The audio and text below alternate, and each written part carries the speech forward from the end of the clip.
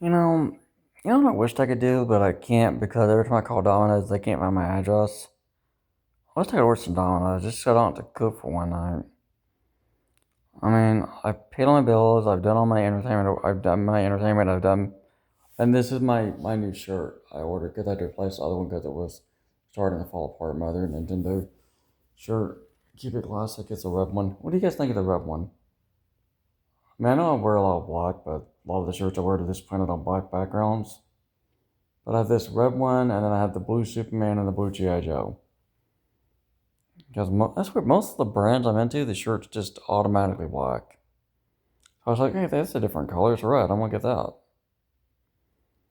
I mean, the Superman was only blue one, but, the Batman makes sense being black, but majority of the G.I. Joe shirts are black, and I need to get some more Star Trek shirts. The other two I have are starting to have issues. I was going to buy a Ninja Turtle, but it sold out, which is aggravating. Tried to get a Ninja Turtle shirt, and the only one they had that was cheap was sold out. But yeah, kind of aggravated with Domino's. They can't find the address. It's just annoying. I want to order I want to do it, but I try to do it online, it can't find it, and then I try to call them. Sometimes they can find it. Same thing with calling freaking ambulance doctor if I have bad enough asthma attack. They can't find it all the time because some stupid glitch in the freaking map system. But the one thing I'm worried about is the whole housing mess. I mean, there's nothing open, there's nothing available. You guys know, everybody knows that. And I called, like I said, I called the governor's office and told them. I called the senator's office. I'm working with fair housing. Like I said, I pay my bills. And that's what all my doctors keep pointing out. Is I pay my rent. I take care of the place the best I can. But doctors aren't housing aficionados or whatever. But I do what landlords want me to do. This one person won't even let me go into the office with them because they act like I threatened to Jason Voorhees them or something when I did not do anything like that. I never would. I'm not a violent person. I threatened. I told them that they're not guys. Basically said they suck at their job, but that's a completely different set of circumstances. But like I said, the lease expiration is this month, 31st.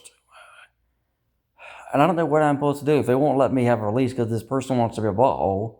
There's no telling what kind of lies she told her employer. Because I know what I said. You guys know what I said. I would never harm another person intentionally. This whole thing is a mess. This person, she didn't like me to begin with because she didn't want to deal with a schizophrenic. Like I told you, my last landlord before her was Polish, and he dealt with all his patients in person. She don't want to deal with any of the handicapped people in person. They say they have to get their case. These other people there, the handicapped, they say they have to get their caseworkers for everything because she wants. Excuse me, it's her job as a property manager to deal with the tenants. It is not. This is BS that she has to have these people. If someone has to have their like in my case with air conditioning break in or whatever, break in they. Oh yeah, we're supposed to use the portal or what? What's the point of someone being in the office if they don't want to talk to anybody? What is the point of someone being in that office if they refuse to talk to anybody directly? I get the portal has to do with logging the request or whatever. But what if you have something that's, I don't know, just say a question. Like there was one person that kept having problems with their power bill. If you were supposed to manage a property, you have to interact with the people you are managing. Well, I don't know what her issues are or what her personal background is, but she seems to be very antisocial when it comes to dealing with people here. Me especially, probably the other mentally ill people, it's much from what they tell me. What is the point of staffing the office if we're supposed to do everything from the portal? If the portal is the main way we're supposed to have our questions answered, whether it's a maintenance issue or whatever, what is the point of staffing the place? What is the point of having somebody on site if that someone is someone who doesn't like to socialize with people that are handicapped? I just don't get it. Like I said, I've done everything I'm supposed to do by law, and I'm dealing with someone with a very discriminatorial behavior. Why would you go into a job knowing that you are going to have to interact with handicapped people, with your emotional handicap, physical handicap, whatever? In my case, I have both, but some of these other people do too, and they've complained about. I mean, why would you staff your building, your apartment complex, with someone who can't act like an adult? Let's put it that way. Act like an adult. I just don't get it.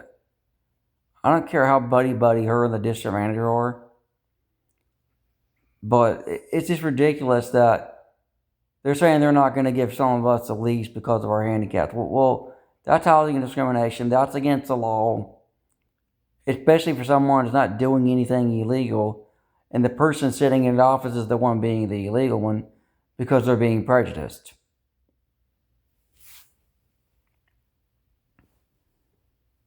I'm sorry, but you shouldn't take a job interacting with the public if you can't interact with the public.